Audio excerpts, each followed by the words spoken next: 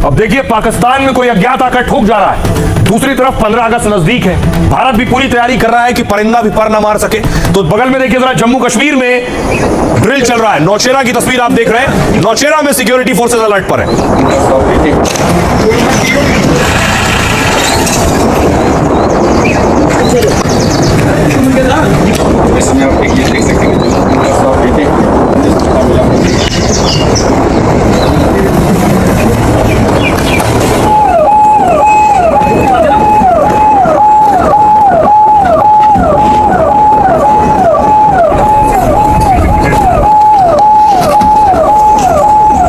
सिर्फ नौशेरा, दिल्ली में बड़ा प्रोग्राम होता है। प्रधानमंत्री नरेंद्र मोदी देश को संबोधित करते हैं। दिल्ली की तस्वीर आप देख रहे हैं, दिल्ली में एनएसजी मॉक ड्रिल कर रही है।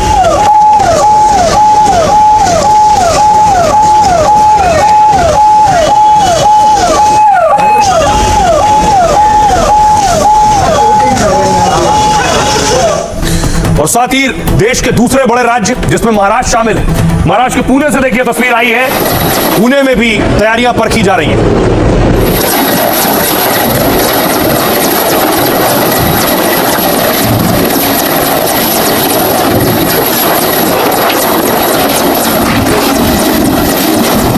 क्योंकि आतंकियों के ठिकाने पर बड़ी जगह बड़े संस्थान होते हैं। ये पुणे का बड़ा संस्थान जहां एनएसजी ने भी मॉक ड्रिल की है।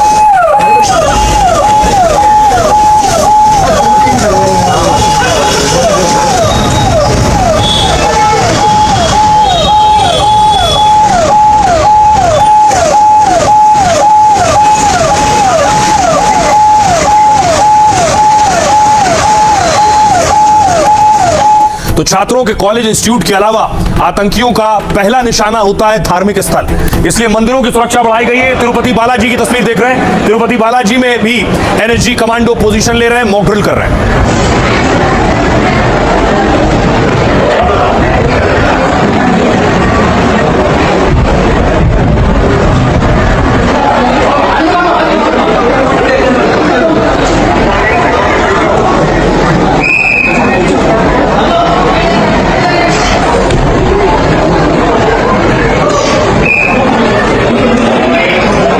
तो तिरुपति की तरह ही जगन्नाथपुरी में देखिए जरा, जगन्नाथपुरी में भी एनएसजी का दस्ता पहुंचा, बाइक से पहुंचा है।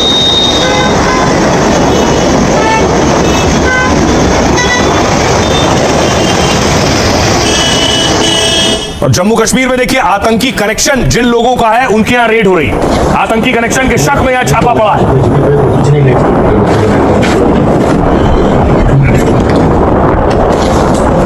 एक चीज की तलाशी ली जा रही है, दस्तावेज खंगाले जा रहे हैं, गद्दे पलटाए जा रहे हैं, अलमारियां चेक हो रही हैं।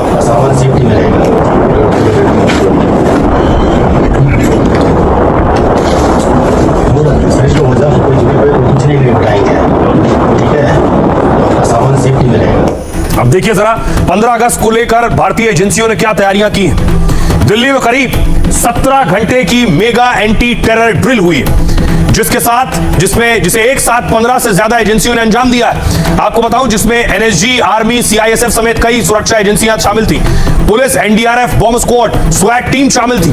साथ ही इस मॉक ड्रिल को सुदर्शन शक्ति वी नाम दिया गया है, जिसका मकसद था कि कई हमले एक साथ हो तो कैसे निपटेंगे।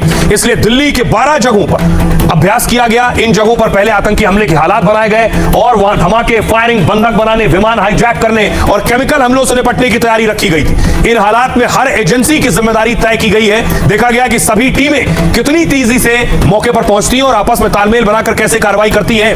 यह तैयारी 15 अगस्त पर आतंकी हमले के इनपुट के बाद की गई है।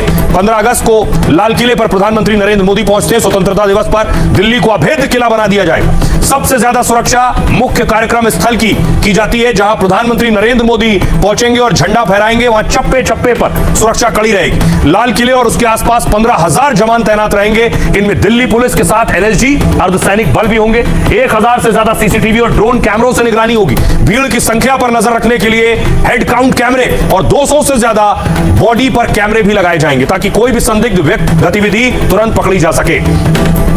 सुनिए क्या कुछ कह रही है दिल्ली पुलिस और सीआईएसएफ के ऑफिसर। 15 से 20 हज़ार के आसपास विभिन्न एजेंसियों के फोर्सेज लगेंगे, जिसमें दिल्ली पुलिस है, उसके कंपोनेंट्स है, लोकल पुलिस है, सिक्योरिटी है, ट्रैफिक है, special branch, PCR, special cell, commandos, ये सारे उसमें डिप्लॉय किए जाएंगे। उसके अलावा भी यहाँ पे NSG, CRPF, CAPF, NDRF, BSF, CISF, इन सबके भी जवान, आईटीबीपी के कमांडोज वगैरह यहाँ पे तैनात होंगे। दूसरी बात अगर हम करें कि जो टेक्निकल डिप्लॉयमेंट है, उसके अंदर हमारे यहाँ पे सीसीटीवी कैमरों को ये लगाया गया है। 10,000 से ऊपर सीसीटीवी कैमरे लगाए गए हैं, उनके कंट्रोल रूम अलग अलग जगह पे बनाए हैं। यहाँ पे हम लोग सीएसएफ से आया है, यहाँ पे नाका ड्यूटी कर रहा है हमारा साथ। यहाँ पे जेएंडके पुलिस का भी है, सीआरपीएफ का भी बल सदस्य आ रहा है। यहाँ पे हम क्या है, इनका स्टेट पुलिस के साथ कोऑर्डिनेशन में है। इनका सीनियर ऑफिसर जो भी यहाँ पे प्रेजेंस में रहेगी वो भी चेकिंग करते रहेगी, इनका हम लोग मदद करेंगे। यहाँ पे एडिशनल डिप्लॉयमेंट भी दिया है। यहाँ पे आरओपी में भी रोड पे लगा हुआ है। हम लोग यहाँ पे नाका पे कुछ लोग कर रहा है, दूसरा कंपनी आगे का भी आरओपी में भी लगा हुआ है। जहां एक तरफ सुरक्षा एजेंसियां चौकन्नी हैं, बड़ी और कड़ी तैयारी कर रही हैं, वहीं एक फर्जी एजेंट भी सामने आ गया। और ऐसा एजेंट सुनिए जरा, डोभाल का एजेंट बताकर यह शख्स ठगी कर रहा था, जिसे आप देख रहे हैं। यह है फर्जी आईएएस, इनका नाम है मनीष गुप्ता। तो मनीष गुप्ता जी फर्जी आईएएस थे और बहुतों को चूना लगा रहे थे। आइए अब आपको दिखाऊं इनका जरा आलीशान घर देखिए। पहले ये जो गगनचुंबी इमारत आप देख रहे हैं, ये फर्जी आईएएस साहब का घर है।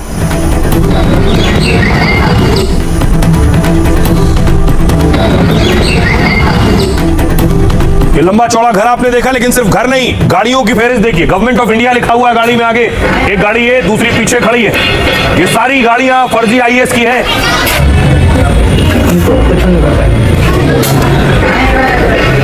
गाड़ी में पहले से भारत सरकार लिखा हुआ था, तो फिर सरकारी मेहमान पहुंच गए घर पर और उसके बाद अपने साथ दावत के लिए ले गए थाने। ये तस्वीर आप देख रहे हैं। अरे आप चलिए ना, उसको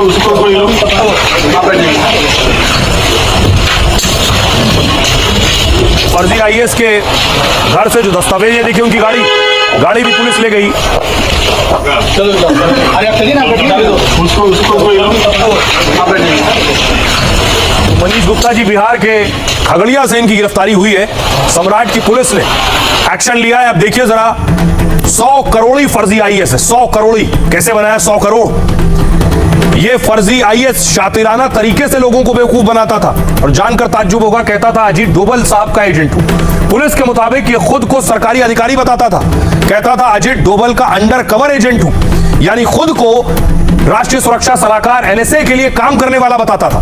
बिहार के कई जिलों में लोगों से लाखों की ठगी कर रहा था। ये सारे काम करने के लिए वो आईएएस बनकर, अधिकारी बनकर घूमता था, यहां तक कि खुद को केंद्रीय सतर्कता आयोग का अफसर बताता था। ये सरकार की वो संस्था है जो सभी विभागों की निगरानी करती है। ऐसे ही बड़ा अधिकारी बताकर लोगों की आंखों में धूल झोंकता था। लेकिन अब इस फर्जी आईएएस मनीष गुप्ता की पोल खुली, पुलिस ने छापा मारकर उसे खगड़िया से गिरफ्तार किया है। फर्जी आईएएस के पास थोड़ा बहुत नहीं, 100 करोड़ की संपत्ति होने का खुलासा हुआ है। उसके पास आलीशान बंगला, कई महंगी महंगी गाड़ियां मिली। छापेमारी के दौरान पुलिस ने 2 लग्जरी गाड़ियां जब्त की हैं, जिनमें एक टेस्ला वाई और एक डाइकोर सफारी कार शामिल है। आरोपी की दोनों लग्जरी कारों पर भारत सरकार लिखा हुआ है। जब्त टेस्ला वाई कार की कीमत सोचिए 50 लाख रुपए से ज्यादा है। ये एक ड्राइवरलेस कार है, यानी ड्राइवर की जरूरत नहीं पड़ती, जो पूरे भारत में सोचिए सिर्फ 250 लोगों के पास ही है। आरोपी के घर से विदेशी शराब की बोतलें बरामद हुई हैं। 1 लाख की एक बोतल भी है। कुल 31 लीटर तो शराब भाई साहब के घर से मिली। इसके अलावा हिरण और बारासिंगा की सींगे मिली है। 5 आईफोन, बैंक के 28 डेबिट और क्रेडिट कार्ड और दस्तावेज मिले। दावा है आरोपी ने घर पर 100 सीसीटीवी कैमरे लगा रखे थे, जिससे वो घर के अंदर और बाहर लोगों पर नजर रखता था। दावा है आरोपी मनीष गुप्ता शादीशुदा नहीं है, अकेले रहता था और ऐसे ही लोगों पर चूना लगाता था। सुनिए जरा इसकी गिरफ्तारी के बाद क्या कुछ कह रहे हैं एसपी।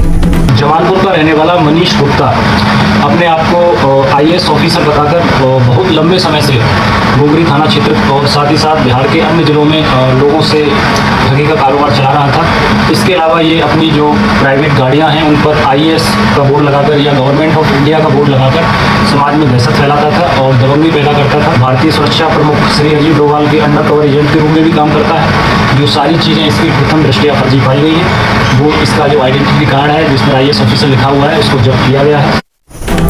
अब देखिए अद्भुत लोग हैं, अलग अलग तरह के कुछ भी करते हैं, ये सोचते नहीं है कि पकड़े भी जाएंगे और जेल भी जाएंगे। खबरों में आगे बढ़ते हैं। आज की एक और खबर है और डरा देने वाली खबर है। पायलट आपको पिछले दिनों बताया था मैंने कि ऐसे हवा में, अब सवाल यह है, आतंकियों में खौफ है कि किसी की प्राकृतिक मौत के पीछे तो किसी का हाथ नहीं है। पाक में आतंकियों का खात्मा हो रहा है, भारत के लिए अच्छी खबर है। कोई मार रहा है तब भी, या अपनी जान से मौत हो रही है तब भी, यह है वो आतंकी शहीद। पाक में एक और आतंकी के मरने से खलबली मची हुई। आपको बताऊं कि आतंकी गुट और मुनीर आर्मी सबसे ज्यादा परेशान है, क्योंकि एक एक कर आतंकियों का सफाया हो रहा है।